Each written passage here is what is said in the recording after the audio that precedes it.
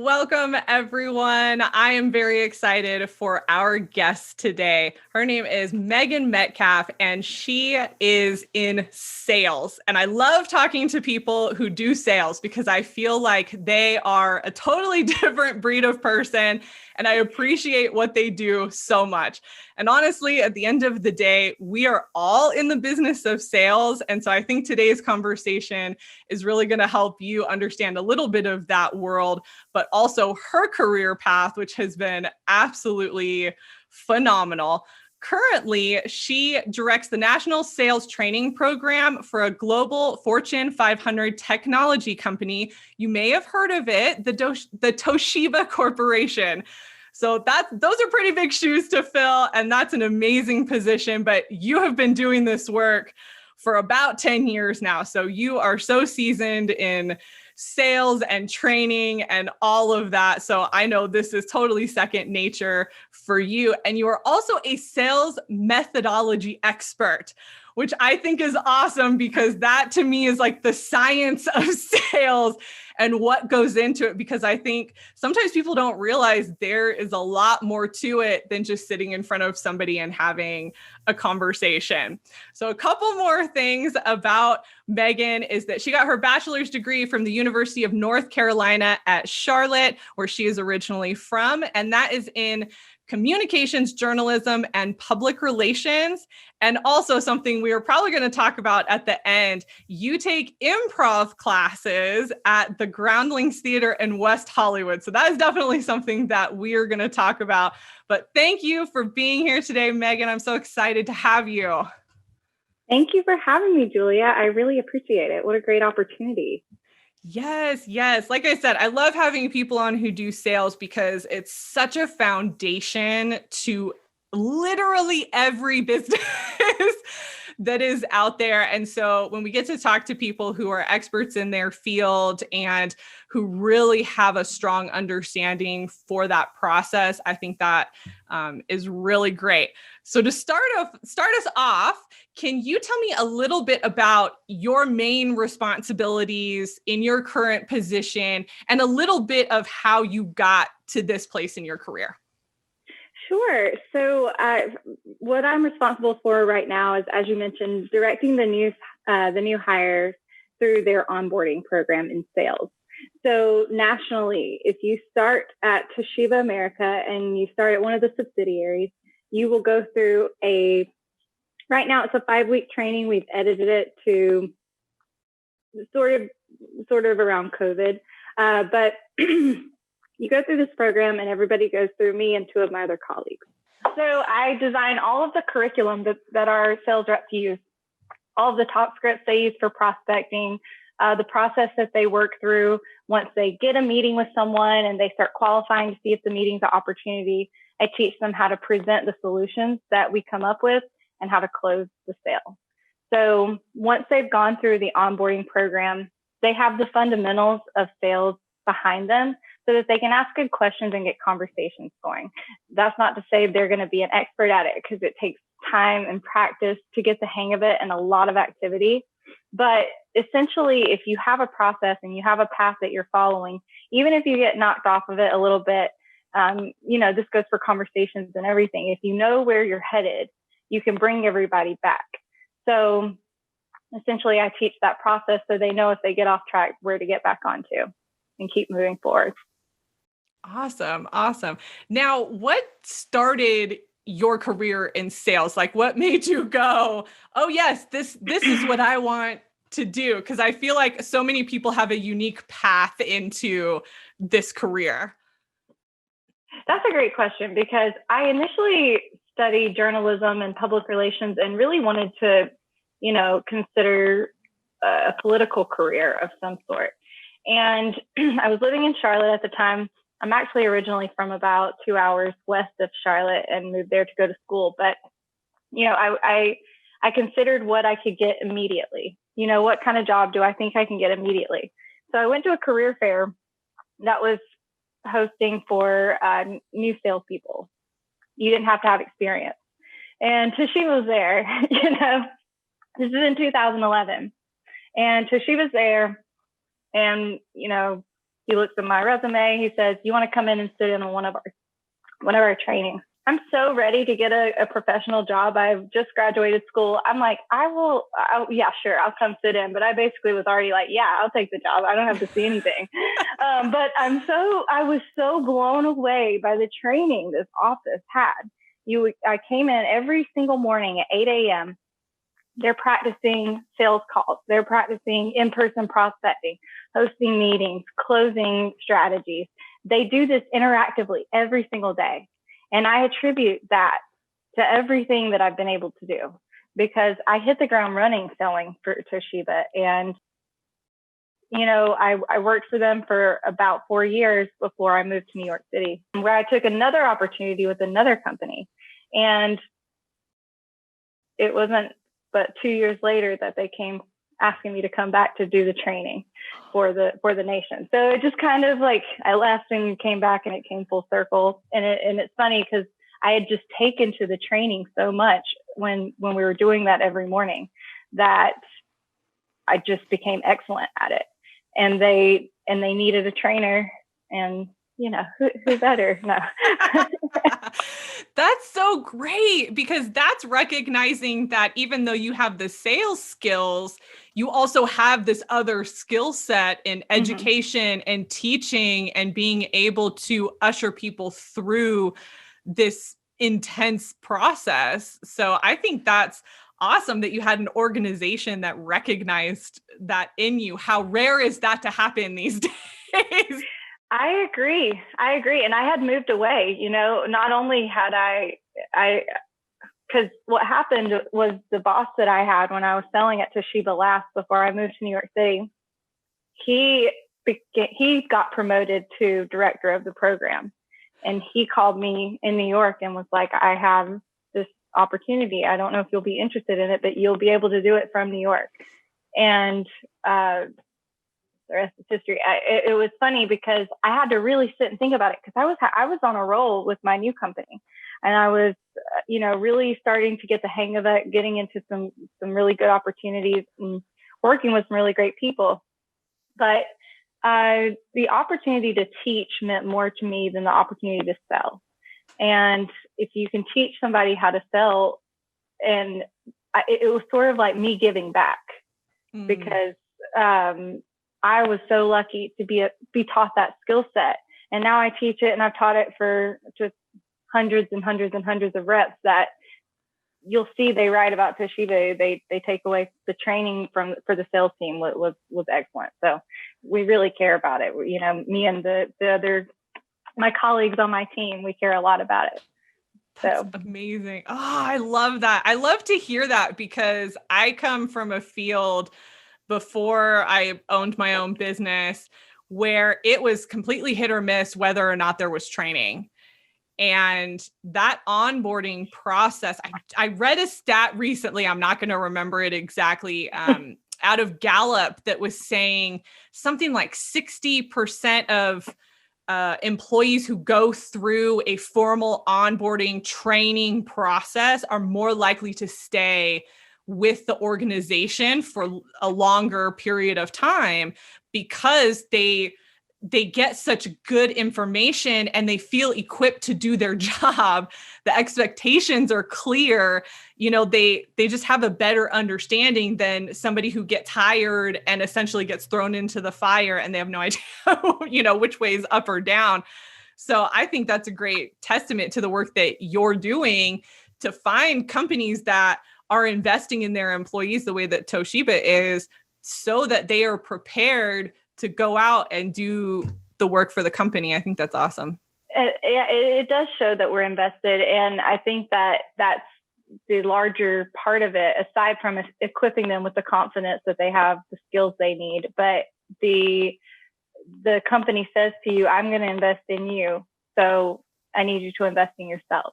Especially before COVID. I mean, we've transferred everything to be virtual these days. But used to, I traveled 50% of the time, and I went to meetings with reps and sat by them and worked with them on the phones. And that was an expense, but it demonstrated to the reps that we care. If you're struggling, someone's going to come out and work with you and see if we can't figure out what it is. Because, you get hired, you make it through the onboarding program, you've shown everyone you have the ability to do it. Sometimes it's just a few things that need to change. Something clicks suddenly.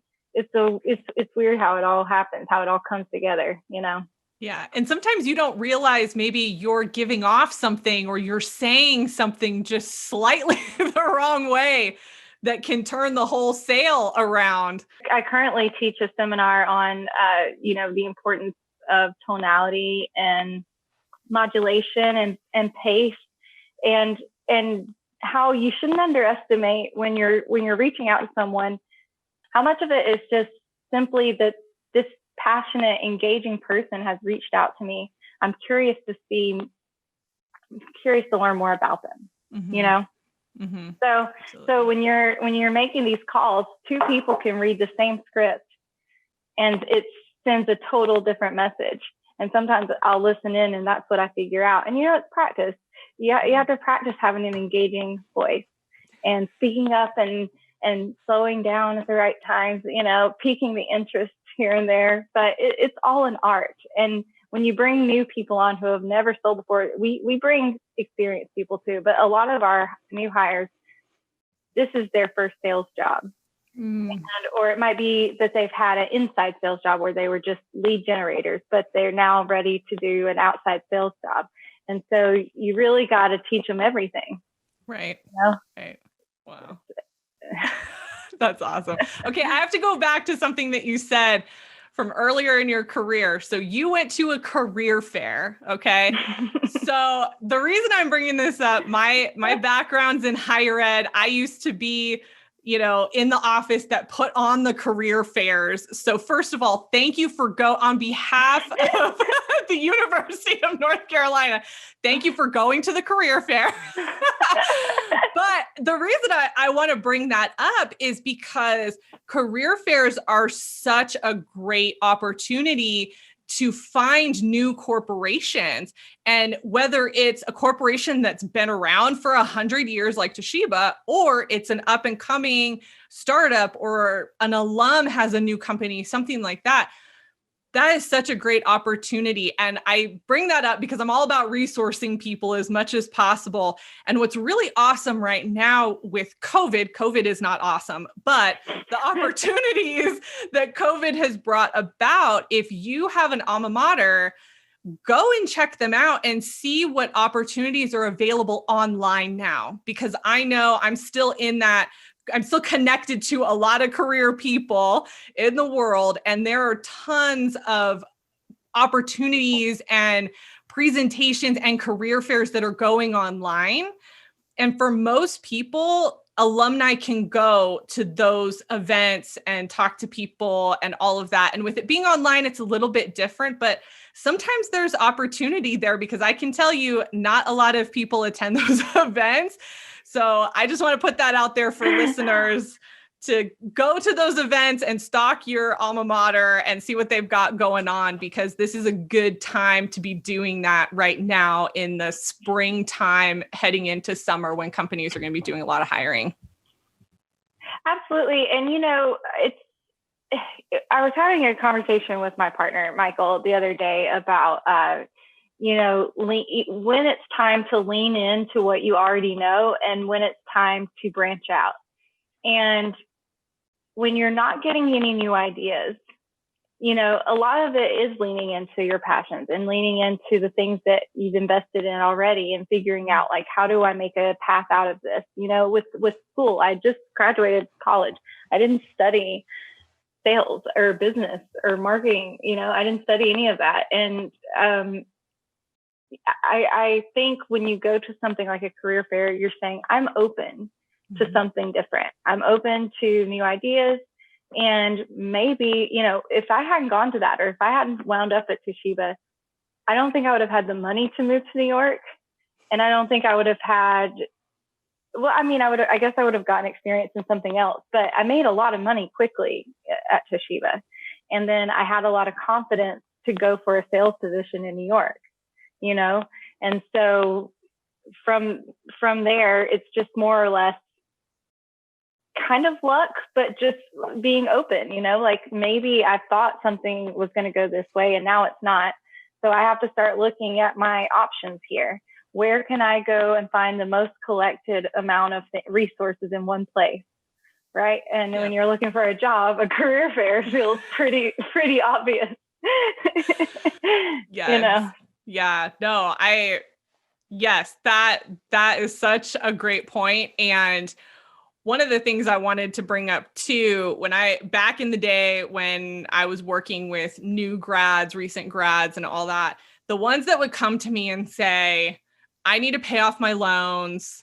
I care about money. I want to, do this, do that, whatever they wanted to do. I would tell them, if you want to make money fast, you have to go into sales. You have to find a good company and go into sales because you will have the biggest return the fastest if you go down that route.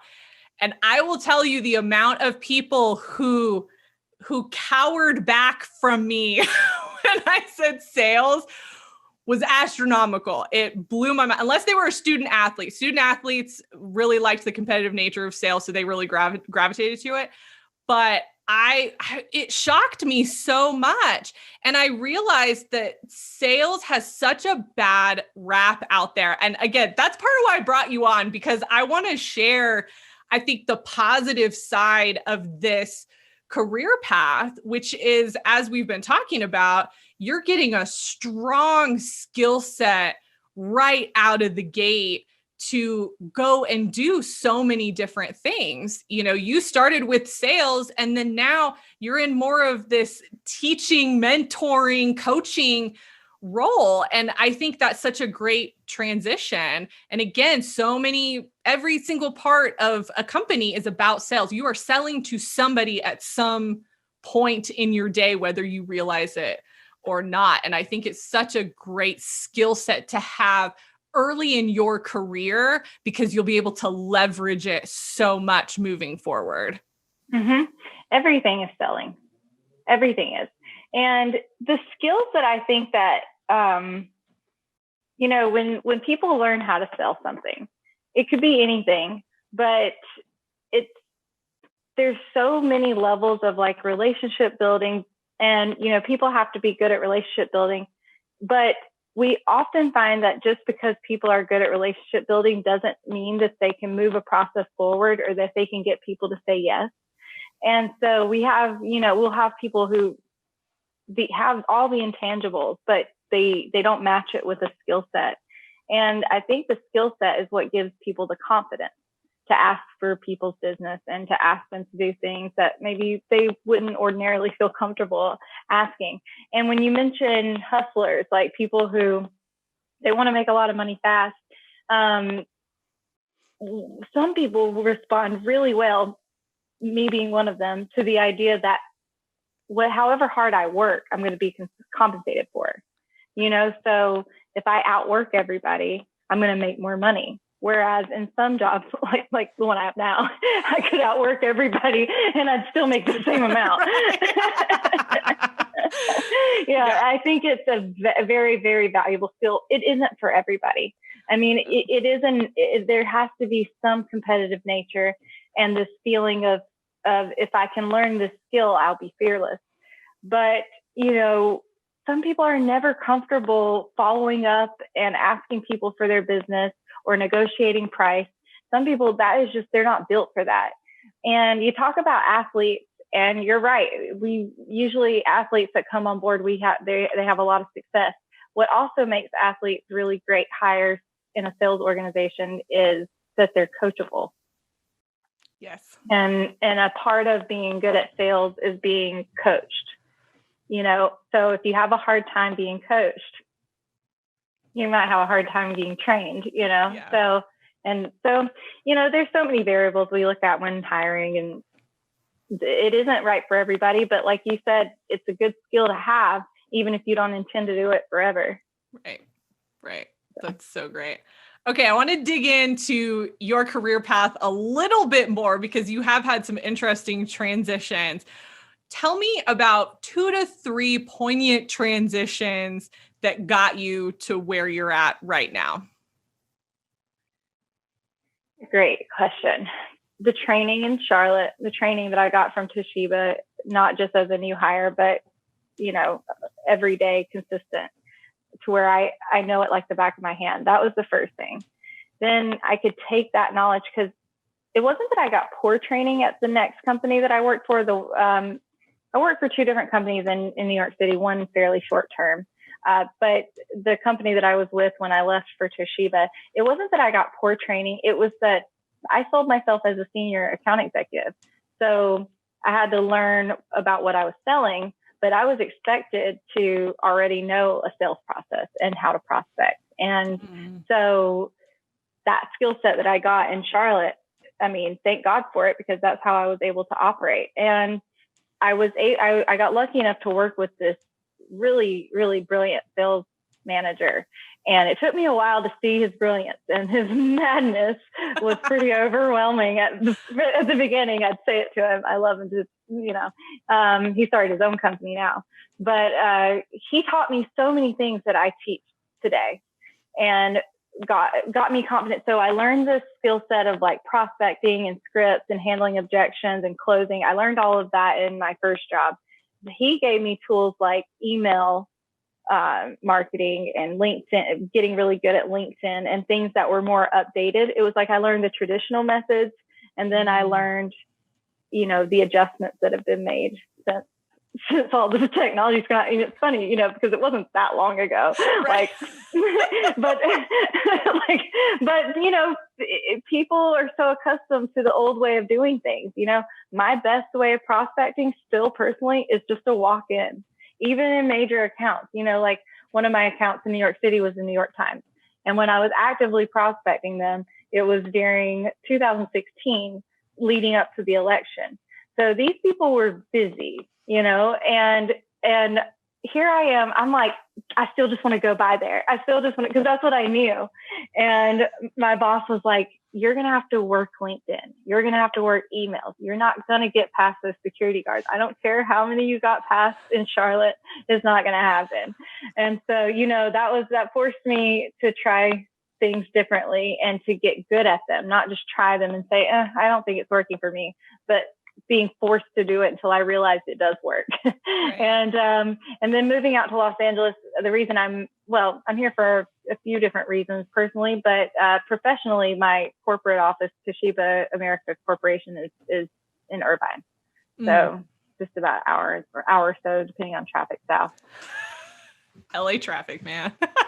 I haven't had to drive in it in a very long time. And even during normal times, like I only went down, I've worked remotely for a while because I travel a lot. So going to an office every day is a thing of the old past for me. Right. Yeah. And I think you bring up something that's really key too. I feel like it depends on what you're selling, who you're selling to, what tactic you're going to use for them. It might make sense for certain organizations for you to walk through the front door. But, I'm just thinking now about how there are so many startups out there, and walking through the front door, you can't even do that because there is no front door. So you have to do it. Yeah, I mean, online. I really do live in like 1987. I really do. Because in my mind, you can walk in, there'll be a couple of gatekeepers sitting up front. No, I stay current, and I've been out in the field with my reps. And to be fair, across the nation, there are plenty of places that you could do that just fine. Absolutely. But yeah, you go around New York City. I mean, I cold called everyone. So you can go in restaurants and hotels, and in certain neighborhoods, you certainly can do the same. You can walk in and you talk to people, and churches, there's always places that people are pretty friendly. But yeah, when you get to a high security type situation, you gotta go through LinkedIn.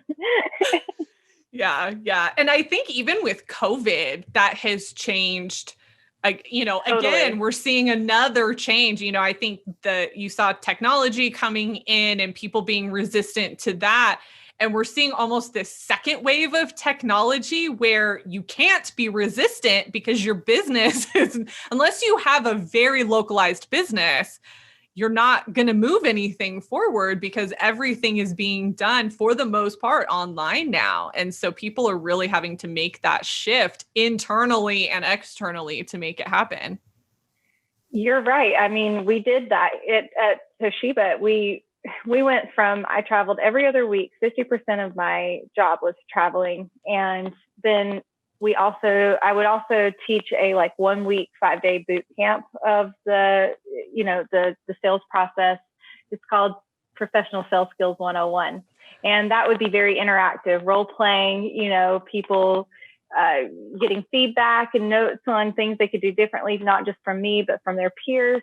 And now I'm teaching the reps to set up virtual meetings, with their clients. So we're a far cry from the interaction that we all used to have with each other. And these changes have been so interesting because we've still done well, and there are businesses that have succeeded through this, but everything is going to change as far as who's coming in the office, who's necessary to do that. I mean, we have a huge campus for Toshiba down in Irvine that it's not full in the slightest. So why are we paying, we start thinking about things. Why as a company would we be spending that kind of money if now we've seen from this impromptu experiment that it's not really necessary for people to come into the office every day. If it doesn't make sense, it doesn't have to happen. So yeah, I remember I used to live in Irvine, so I used to drive by that building, and I remember it. We might have moved since then. When did you live in Irvine? Oh my gosh. That's a great question. 2008. I think we've moved since then because I'm pretty sure we moved a few years after that. Both campuses were huge, but this one's even bigger. So you can imagine. Yeah. So people start thinking about that. And smaller companies especially are saying to themselves, why do I have to have this lease? Like if I can just call someone, if we can do a Zoom call or Microsoft Teams or whatever, maybe we eliminate unnecessary expenses. It makes sense. Keep the overhead low. It's going to be so interesting to see how long-term this impacts corporations and corporate real estate. And oh my gosh, we could have a complete side conversation about that. Yes, we could. Yes, we could. It's going to change everything. Yep. It's going to be interesting to see when we catch up in like a year. We'll have to see what's happened, once the vaccine is out there and things hopefully are a little bit more back to normal. I think it'll be interesting to see what happens to sales, to traditional sales, and how, are people going to travel still depending on the account and all of that. I think is going to be. I'm wondering too. I'm very much wondering, I think there will always be exceptions that in person is more powerful, and I think across the board it is, but people are going to be weary for a long time. My grandma's getting the vaccine today. I'm pretty excited about that. But it's going to be a while before people are okay with, inviting people into their office that they're not even sure, it's whatever you're accustomed to. And the adjustments are everything. And fortunately at Toshiba, we provide products to help people work remotely and securely. So, when we're reaching out to people, our purpose is, hey, if you're not able to access your documents remotely and securely, you need to be in that position. It's no more of this like, oh, you're just not ready for that yet. Like, what are you waiting on? Right. Yes. What are you waiting on? Right. You're seeing so many companies realize, oh, we are not set up for the online world, and they're having to scramble and make it happen so that their business can continue. And like you said earlier, certain organizations and companies are going to thrive on that. And I think Toshiba is definitely one of them. They're taking advantage of that in a positive way to help other organizations move forward. And that's Absolutely. What needs to happen. You have to be needed. You have to have products people need. And those types of things change over time. I researched a lot about essential businesses and so I can help the reps, building their prospecting list and starting with people who business hasn't changed that much. And if anything, maybe has increased since COVID, and, healthcare and finance, real estate, transportation, things like that. And then I got to facility services, which is still, a big, thinking about like Cintas uniforms and things like that. They're very much an essential business right now. But I was thinking, as as corporations change, like these needs for facility services like mats and paper towels and toilet paper and all of that, like I just start thinking about the trickle down effect of what types of companies are going to be affected by how these change. Like it's too much almost. Like it's too much. But here's the opportunity, though, for people who might be in a position and they're listening to this and going, what opportunities are out there? Where are the jobs? There are no jobs. There are jobs. And that type of thinking, the line that you just made, that is how people can figure out where the opportunities are going to be in what sectors and industries after something major like this happens.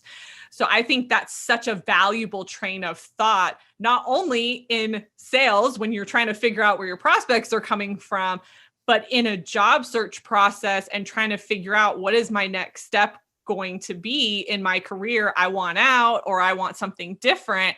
Thinking about where those opportunities are going to pop up, that's huge. I wouldn't go for commercial real estate right now, but absolutely. And other opportunities. When thinking about, because I spent a lot of time thinking about this myself, and my partner Michael, and friends of mine, we're all constantly wondering what we offer. And when you think about the job market, and when people say, I don't want to call things excuses, because I believe to people they're real, they feel real, they don't feel like an excuse, but to succeed, you have to think about how you fit in what you're facing currently. Like you have to think about, all right, so maybe this isn't what I wanted, but this is what it is. And what qualities do I have that meets the needs of the world today? And work backwards. You work backwards from that. And yeah, I don't know that I would get into certain, but you look at the places that don't seem to be going anywhere and model after that and figure out what do I bring to the table, and let me bring it, Right. Yes. Thank you. Thank you for saying that.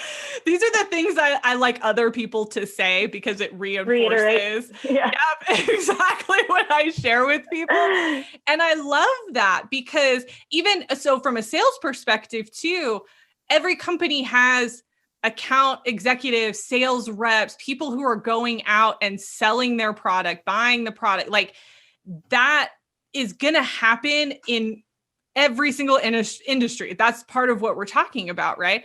But there are other fields too. Like you're going to have accountants in most organizations. You're going to have marketing. You're going to have human resources in every sector, in every industry, in pretty much every corporation.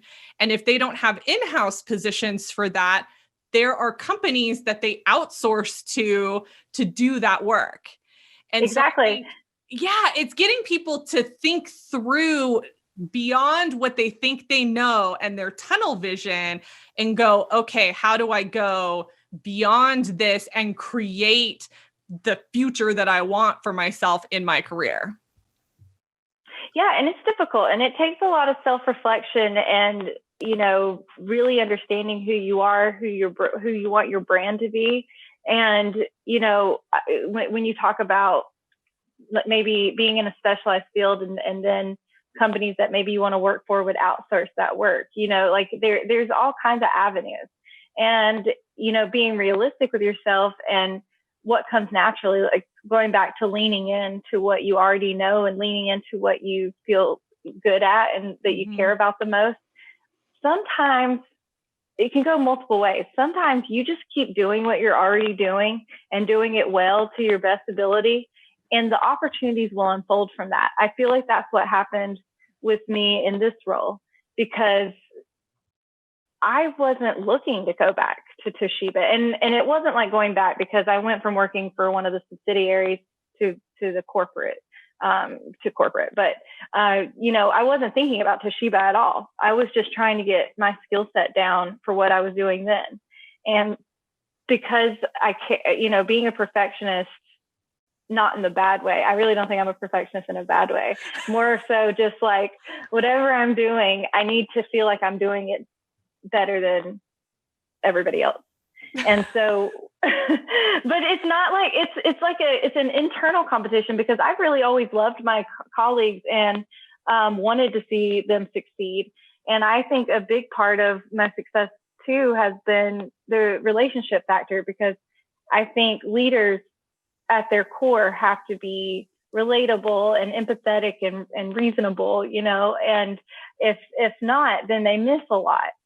And you can get people to listen to you and respond to you because they can see that you really care and that you're a genuine person, and that it's not about me. It never is about me. I don't make any more money whether or not they, you know, they stay or go. Like, I really do have an investment in them being the best version of themselves. And so when I was learning the training initially, and it's changed a lot, it's evolved. We've rewritten and rewritten the, you know, all the materials that we sent out, just trial and error, learning new things, adding, changing, COVID, you know, virtual, whatever. Things change and we change with it. But the fundamentals are always there. And the fundamentals are what I learned when I was 23 years old. Like, if you have, you know, this inner drive in you to be good at what you're doing. Like, I see so many people they don't even try, because I don't know what the blocker is. I don't get a chance to know everybody well enough to figure out what their blockers are. You know, sometimes I wish I managed a small team, because I don't directly manage anyone, but I have responsibility to, you know, most of the sales reps nationally. And so sometimes I don't have time to figure out what it is, but most of the time I think the blocker is the belief that it's possible.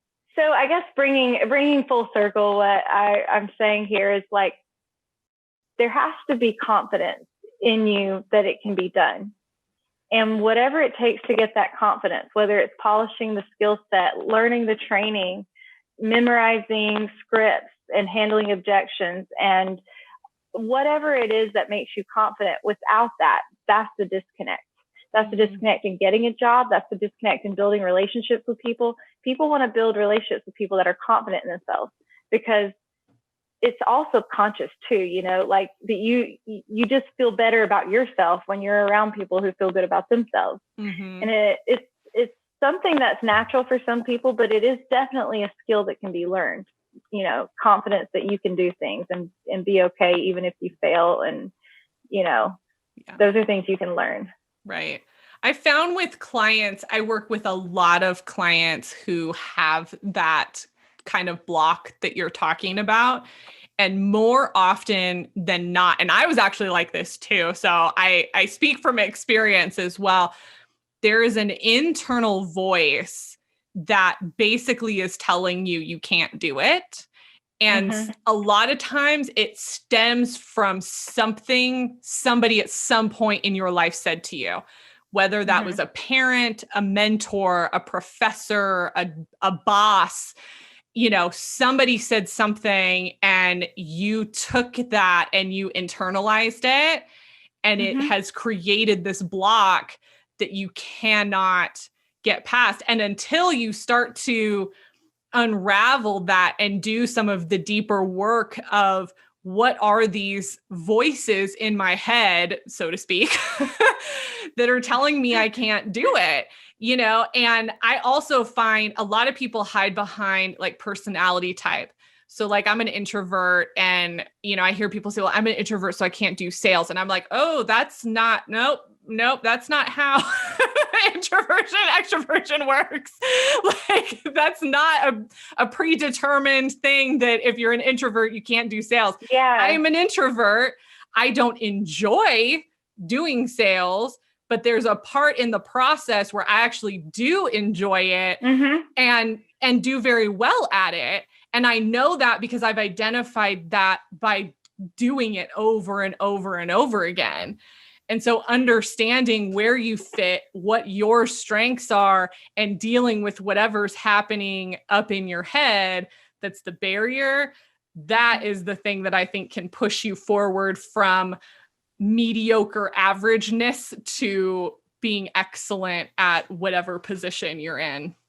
That's, I was really thinking a lot about what you're saying about blockers and what people internalize that keep them from trying things. And I think it's really important from a leadership perspective to acknowledge specific things that people do well and encourage it more and more. I always, when I meet a new group of salespeople that are new hires going through the program, I always lead the conversation by saying, you got hired here because someone found something spectacular about you. So you're already off to the right start. And I hope when I say things like that, that it proves to them that whatever they thought about before, somebody here, and now me too, through osmosis, find them something about them pretty awesome. So, just learn this stuff and let yourself be good at it. Like, I recently read Led from the Outside by Stacey Abrams. And she says, and I'm probably going to mess this up, but she says, don't tell yourself no, let them tell you no. And it can apply to so many things. I thought about it from a sales perspective, but you also think about it for asking for a promotion or a raise or asking for a job, period. You're in the interview process. I want this job, tell me no if you don't want me here, Yes. And another thing that book that I really love about things that I read was she mentioned, instead of looking at ways to win, how to win, look at why you should. And it is really interesting because we do solution-based selling, and that's what I focus to, is filling a need, providing a solution to problems we've uncovered and looking at the situation and seeing if we're helpful, seeing if we can. And, when I think about, instead of how to win, why you should win, if you're doing the things that you should do because, let's say in my example with clients, I should win this deal because I've uncovered this for you. I've helped ask these questions that got you thinking about it this way. And I've been around more than the person that you're currently, working with, it could be anything, but whatever is important to the client. But, in thinking about looking for a job and stuff, it's not about how to win. Why should you win? Mm-hmm. You probably should, but you should know why. Because similarly to getting to the closing table, closing of anything, in a sales situation, hopefully you're not closing on price, you're closing on value. And, if you've done the right thing through the process, if you've created value in whatever your service or products are, then you get to the closing table. If they object to the price, or you get to the end of your interview process and they object to you, you've earned the right to ask why and combat it. Mm-hmm. And if you know internally that they should be hiring you or they should be buying from you, all you have to do is show that to them. Make it very clear, Yes. Oh my gosh. Okay. So I had a client right before this interview text me and say, I got the offer, but I don't think I'm going to negotiate the offer because I feel so happy that they even gave me the offer. And I was like, no. You will negotiate the offer. They're not going to take it away. They're not going to take it away. They already offered it. So I'm like, get your research straight. I don't think she thought she was going to get the offer, which is a totally different issue. But I was like, get your research straight. And I'm going to call you later. And we're going to talk about this. Because I'm like, you have to counter because you have value. You have worth. And it's exactly what you're talking about. You have to believe that you are the best and right person for that job. And you have to convey that and come to the table with those points. And when I've worked with somebody through an interview process, which I don't do as much of that anymore, but when we do go through that process, half the battle is do you even believe that you can do the job? Because if you don't think you can do the job, they're going to know that in the interview, and it's not going to translate. It's so funny because it's sometimes hard lessons learned. Mm-hmm. I can look back on times that I interviewed for a job that I can clearly see why I wasn't hired. Like at the time I could not figure it out. But then looking back on it, I don't think I thought I could do that job. Mm-hmm. Funny story. I actually interviewed for the job that I have now. It came down to 2 people before I moved to New York. I kind of forgot about this. And they didn't choose me. And I remember believing that the person that they did choose should have it over me. I remember thinking that. I did well in my interviews. I made it till the final 2, but I thought he deserved it more. And he was a colleague of mine that didn't work in the same office, but we had, we knew each other. And so I almost wasn't even upset about it. I was and I wasn't, but I'm like, I'm sure I didn't get it because I didn't think I was the right one for it. I thought, and now a few years later, when I did get the job, I didn't even have to interview for it really. I mean, it was a formality, right. And it was which is the dream, by the way. I needed to go to New York and gain some additional skills and get a few more years. I mean, I was 27, so it was going to be difficult for people to take me seriously, maybe as a trainer who had only been in North Carolina and was supposed to be training people nationally. But it was I got the New York experience, and people are like, okay, if you can sell in New York and you can teach in New York, then I'm sure you'll probably be able to teach or sell anywhere. And it's true.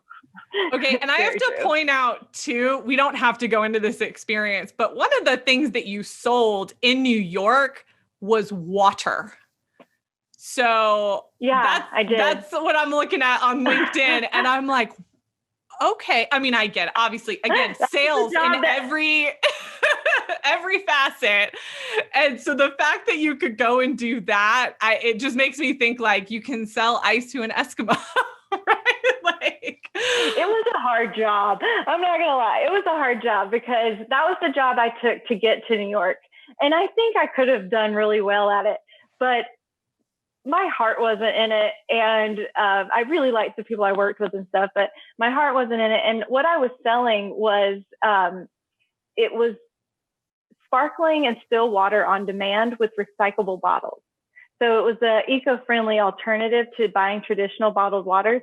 And we had a really great portfolio of clients who wanted to offer an eco-friendly alternative, to buying bottled water. But the problem is that these systems were huge. So unless you had a kitchen that could support it, New York City is a very difficult place to sell a large item, because everyone's in such tight spaces already. So if they didn't prepare for that when they were building their restaurant or building it out, it was pretty much a no-go unless it was a huge space. We sold to a lot of hotels and things like that. But we would try to find restaurants before they opened so they could, go ahead and prepare for it. But it was a very difficult job. So I bartended between that. You won't find that on the LinkedIn resume. But I bartended for 3 months in between Vero Water and going over to Mitchell Martin, which was a fun experience. But I just couldn't keep it up, Yeah. And the rest is history. Okay, so we have been talking about so many different things, which I love. This conversation has just gone on so naturally to talk about, career tips for people and all of that. I'm loving it so much. But I want to hone in a little bit more, especially because of the role that you have now and past positions. What are your top 3 management tips as somebody who has been a manager and has also been managed by people? What are the 3 things that you feel like people need in terms of management? So I definitely think that, there's been this big conversation, hard skills versus soft skills, and I think that as a manager, you have to plainly show the hard skills. Like they need to have a direction, a path that they can stick to that's been outlined, that there is no ambiguity about. Everything needs to be very clear. You have to paint a clear picture for your team about where they're at now, what the next steps are, and what the future is. And then you have to cater that to what motivates your employees individually. Because I think that's the biggest struggle. And it's hard for leadership. It's hard for leadership to identify what type of, but it can be as simple as having a good relationship with them, and not a relationship that teeters on the boundaries. Like it's hard. I find that it's hard for leadership to find the healthy balance between having a deep connected relationship with their employees and not blurring any lines. Like, so, but I think what that comes with is respect.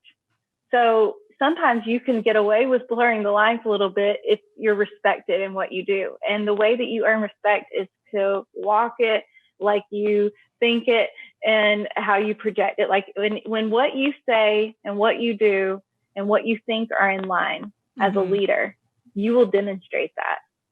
So I guess just doing the things you expect your employees to do, being willing to jump in, also having a clear message, and being relatable and empathetic. I mean, those are the keys. Nobody wants to work. You'll keep those people around. Like, don't harp on somebody if they've got something personal going on and you know it. Like, don't stay on top of them during that. And I bet you once they've moved past this hard time, they're going to come back 150%. But if you make it clear that they aren't a person to you, that they're an employee to you, then that's how they'll react to you too. People will go the extra mile for leaders who care about them. Yes, absolutely. They will. Absolutely. I will. You see the humanity in people and you start responding to that.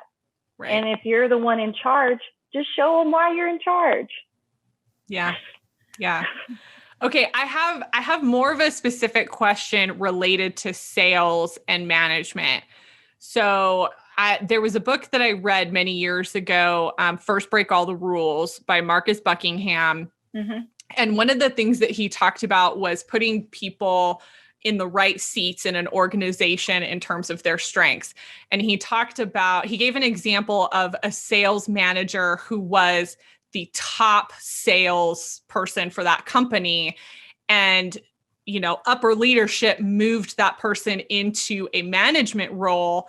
And this person failed epically at management because he didn't have the soft skills. I think it was a man. Yeah. He was such an amazing salesperson, but not a good manager. And people, I see this happen all over the place, every sector. I feel like all of us know somebody where this happened. They were amazing at their job, at their specific functional area. So they got pushed into management, and then everybody left because nobody wanted to work for them because they didn't have the management skills. So from a sales perspective, is there a route then I would say, let's say most companies or the majority of companies, for somebody to be insanely good at sales and continue on that path versus having to go into a management role to seemingly move up? Most do. Most stay in sales. And you're right. I've seen it happen. I mean, you take somebody who's really great at sales and you put them in a position of managing people, and they've not developed that skill set. They're fish out of water. And, alternatively, maybe they didn't want the responsibility. It's hard to say why that kind of thing happens. Sometimes people think they want the responsibility, and they figure out that that's not really for them. But I think when you look at those who are meant to lead, there are these things, soft skills, buzzwords, that you notice about someone who's meant for that. And it's just thinking about me personally, I always helped people. I always went on ride days with people and helped them close their deals. And it wasn't for any reward. I just like to see people do well. And I think most people would much rather, soar with the eagles than walk around with the turkeys. I flourish in an environment that people are all succeeding.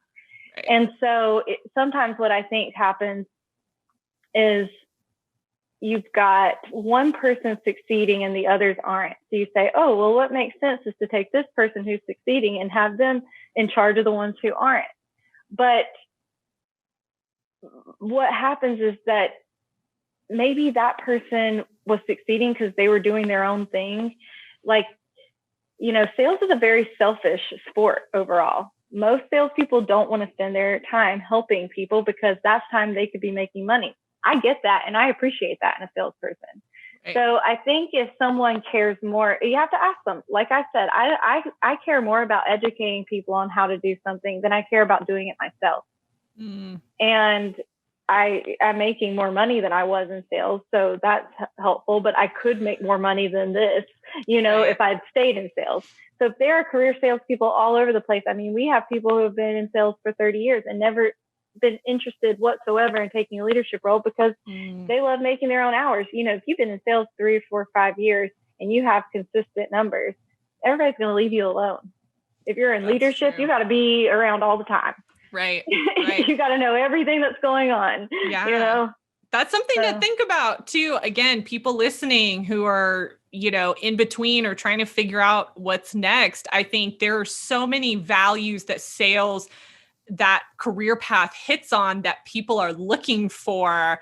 But again, I think sometimes there's this, oh no, I can't do it. Or I don't know, I've never done anything like that. And what I love about this conversation is you're like, nope, there's training. Like we train you, we help you. It's okay. Yeah. You can't blame the training.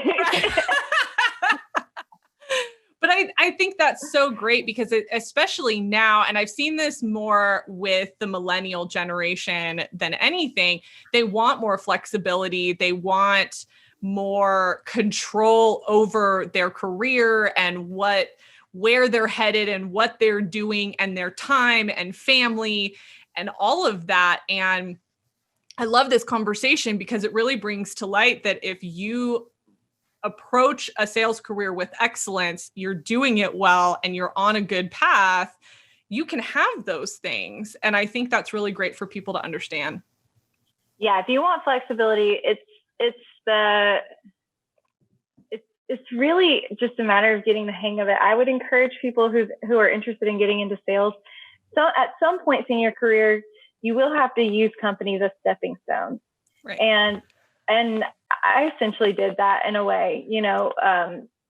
I treated Toshiba initially as a stepping stone because I thought I'm just going to go get my intro to basic sales and take it from there. And so there are going to be times that you take a job that you say, this job's getting me to something else. Yep. But if you get into a job that you like, specifically a sales job, I would stick with it for the long term because there's going to be ebbs and flows in everything that you do. And if you want to be in sales, it gets easier and easier as the years go by if you stay at the same place. I mean, as long as it's fulfilling to you, but right. If it's not fulfilling, leave. I'm a big, if you over time are not fulfilled by your job, find a new one for sure. But if you like it and you're good at it and you're making good money and you have a flexible lifestyle and you're allowed to do your hobbies and you can do your own thing, that's only going to increase. If your main goal is having flexibility and making good money, a sales path, if you can handle it, is going to be a good one. That's awesome. That's awesome. I love that. Okay. I have a really specific resourcing question. I like to make sure that we provide our listeners with as many resources as possible. And I think we've done quite a bit of that today. But what is one book that changed your perspective in your life or your career? I don't know if there's one book that changed my perspective totally. There's a few I would recommend to.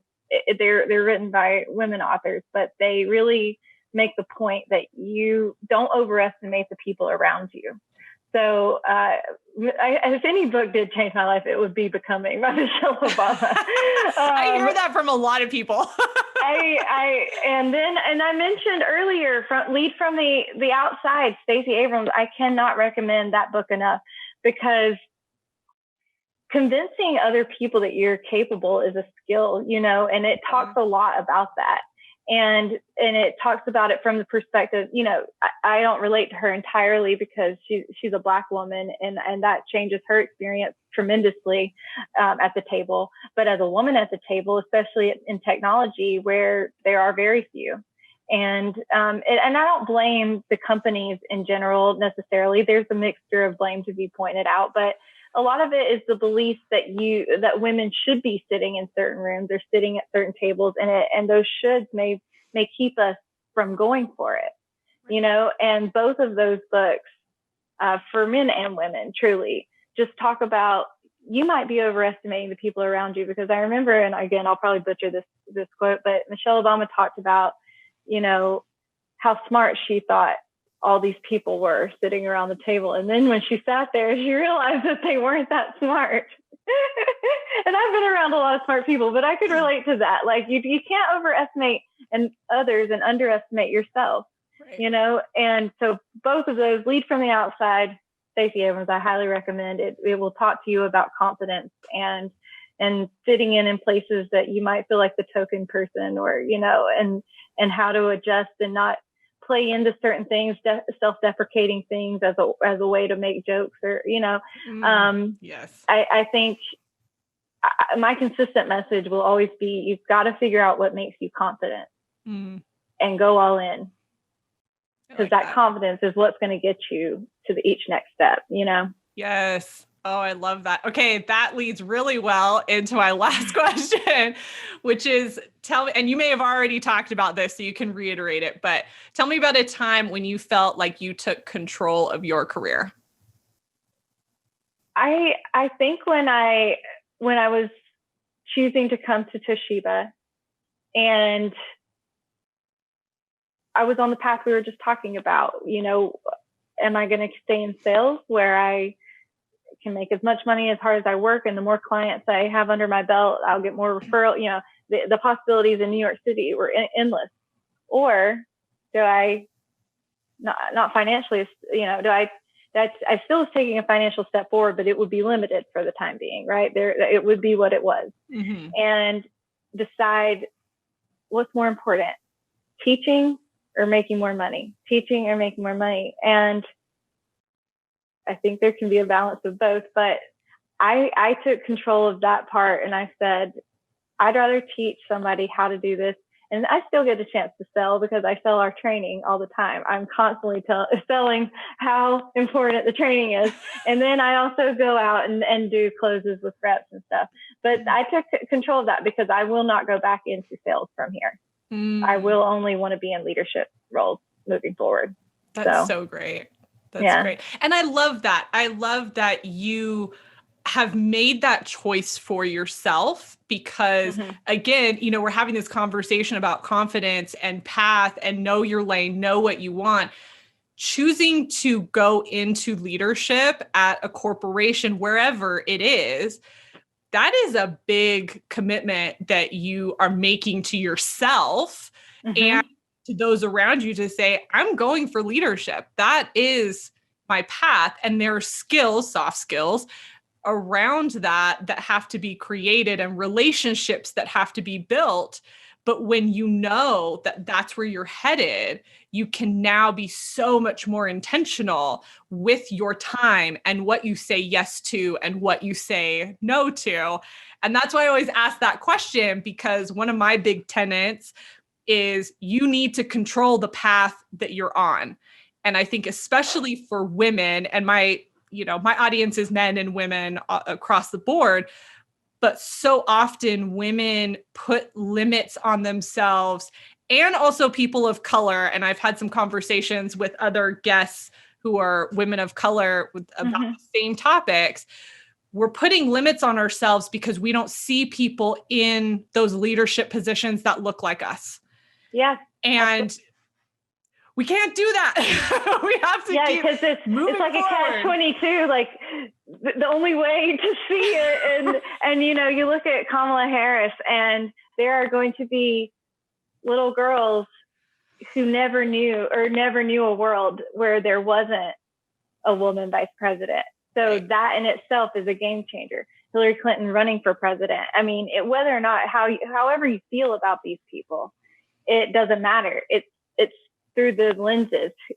Seeing it makes it more believable, and you say, okay, well, I wouldn't be the first. And sometimes just not being the first is helpful. Right.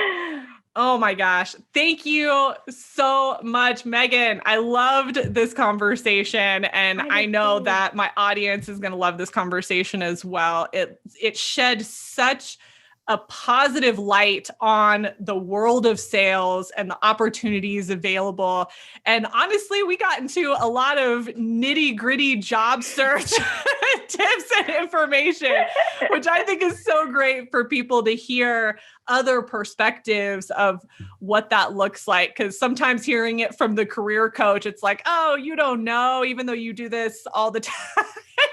So I appreciate it. The reinforcement is always helpful. I agree. Yes. Again, thank you so much for being on. I've really enjoyed our time, and we'll definitely have to catch up in a year to see what's going on with sales and traveling and all of that. So I'll have to have you back on. I'd be glad to. I appreciate it, Julia. Thank you so much.